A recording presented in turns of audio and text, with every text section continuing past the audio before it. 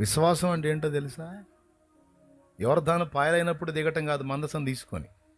ఆయన అంటాడు ముందు దిగవా అంటాడు. అట్లెట్లుగా తండ్రి, నీళ్ళు ఏం నది నాయన, అది దిగితే ముందు వాళ్ళు పోతారు నాయన. దిగవా నువ్వు, దిగు. సరే నువ్వు చెప్పాగా దిగుతావు.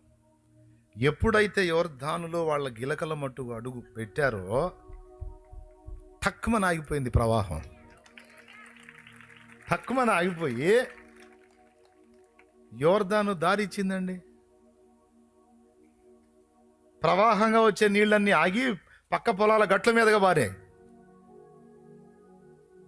వాళ్ళ కాళ్ళ మీదగా బారాల్సినవి వాళ్ళ మీదగా బారాల్సినవి పక్కకు బారాయి. వాళ్ళకి దారి వచ్చింది. ఎప్పుడు వచ్చింది? అడుగేసినప్పుడు వచ్చింది. విశ్వాసం అంటే దారి ఇస్తే అడుగు వేస్తా అంటాం కాదు, అడుగు వేయటం. అడుగు వేస్తే దారిస్తా, అది విశ్వాసం అంటే. అది ఓకేనా? అందుకే నువ్వు లేచి నడవ, ఇదంతా నీదే అన్నాడు. అటుపోతే కొడతారు వాళ్ళు. నాదేంది తండ్రి, అంత వాళ్ళ స్వాధీనంలో ఉంటే నీకు ఇచ్చాపో నడుపు అంట. కాగితాలి అప్పుడు పోతా.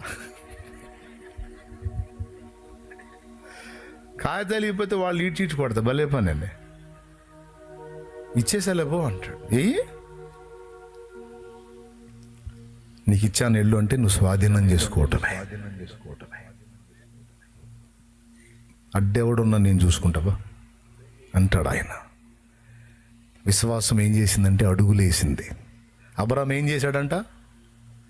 ఈ దేశం యొక్క పొడవున వెడల్పున దానిలో సంచరించుమో, నీవు చూచుచున్న ఈ దేశం అంతటిని నీకును నీ సంతానమునకును సదాకాలము నిత్య స్వాస్థ్యముగా ఇస్తాను అన్నాడు కదా. అప్పుడు అబ్రాహాము చేశాడు, కూర్చున్న దగ్గరే కూర్చోలా, లేచి తానున్న ప్రదేశం నుండి ఇంకో చోట బలిపీఠం కట్టాడు, పోయి గుడారం వేసి ఇక తిరగటం మొదలు పెట్టాడు. అర్థమైందా?